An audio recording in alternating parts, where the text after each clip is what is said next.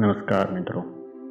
मंत्र जाप के समय हमें माला किस प्रकार से पकड़नी चाहिए और इसके नियम क्या हैं, इस बारे में हम आज बात करेंगे। मंत्र जाप के दौरान हमें कुछ बातों का ध्यान रखना चाहिए।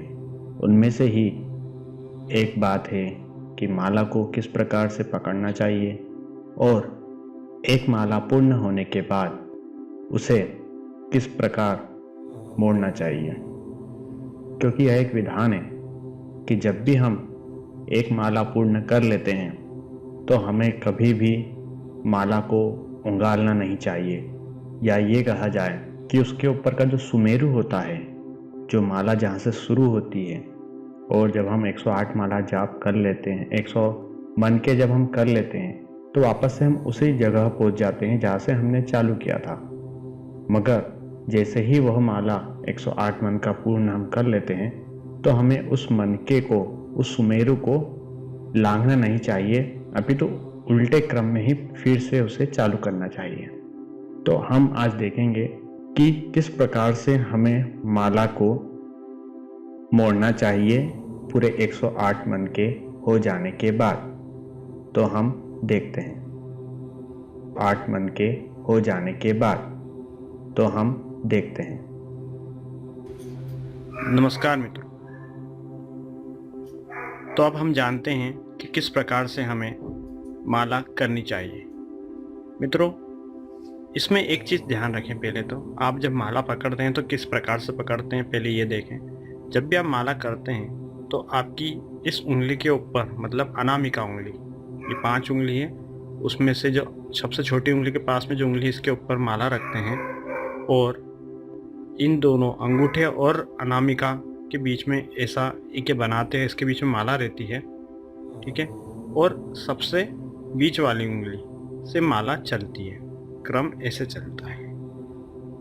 ये देखिए, जिसमें 2 उंगली दूर रहती है। ये 2 उंगली कभी भी इस उंगली से या माला से टच नहीं होना चाहिए। इसलिए आपने कभी भी देखा होगा कि जो थैली रहती है, गौमुखी जिसे हम कहते हैं, उसमें ये उंगली बाहर रहती है, क्योंकि इससे इसको जो माला कर रहे हैं उन उंगलियों से इसको टच नहीं करते। तो ये दोनों उंगली बाहर तरफ रहती है और ये इस तरीके से चलता है। ये देखिए, इस तरीके से, ठीक है।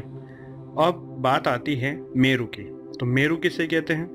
ये माला है, माला पे जो सबसे जहाँ पर धागा बंधा रहता है, इसे मेरु कहते हैं। ये देखिए, अलग ही दिखता है पूरा माला में, ये आपको दिख रहा होगा।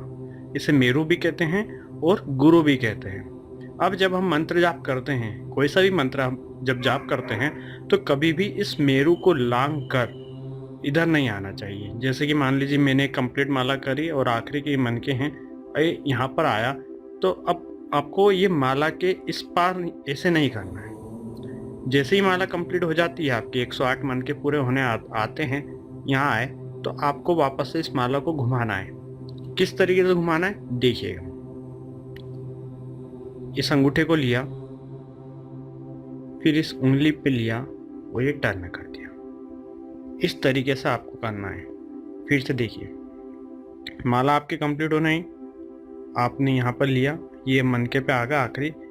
अब देखिएगा, ये अंगूठा नीचे से डाला है ना, और अपनी अनामिका उंगली धीरे से निकाली और उसके बाद इस माला को घुमाया, फिर वापस अनामिका उंगली पे लिया और फिर मन के चालू कर ली। ये माला घूम गई।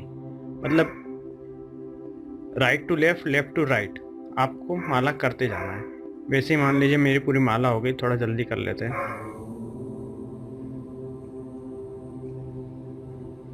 डायरेक्ट नीचे ले आता हूँ, क्योंकि मुझे आपको सिर्फ प्रैक्टिकल दिखाना है कि माला को किस प्रकार मोड़ना है। ये देखिए, यहाँ वापस आए, कंटिन्यू, और जैसे ही माला क्या आखिरी मन का आया, अब वापस से ये देखिए, अभी इस कंडीशन में है, आपको बस अपने अनामिका उंगली पे वापस माला को रख लेना है। उसके बाद अंगूठा नीचे से डालना है, फिर अंगूठे पे माला को रख लेनी है, फिर अनामिका उंगली पे धीरे से रख लेनी है। ये माला पलट गई आपकी। इस तरीके से आपको इसको रोटेट करना है और वापस से उल्टी दिशा में वापस से उसको घुमाना है। इस प्रकार से आपको मंत्र जाप करना चाहिए। यह विधान बताया गया है हमारे मंत्र जाप करने के लिए। तो मित्रों, उम्मीद करता हूँ कि आपको यह समझ में आ गया होगा। यदि आपको समझ में नहीं आया है तो आप मुझे कमेंट में भी पूछ सकते हैं, और हमारे इस चैनल को आप सब्सक्राइब जरूर कर लीजिएगा। और यदि यह वीडियो आपको पसंद आया है तो लाइक करना ना भूलिएगा।